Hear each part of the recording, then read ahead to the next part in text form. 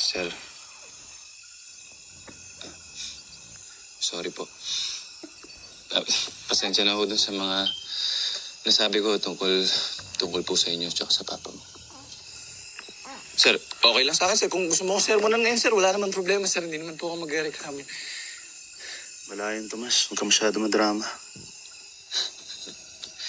Totoo naman mga sinabi mo. Mahirap maging mabuti sa mundong ito. Mahirap maging marangal. Laging may kapalit.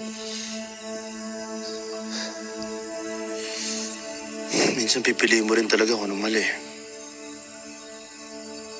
Para din sa kalayaan at dignidad. Sir, kahit anong mangyari, sir,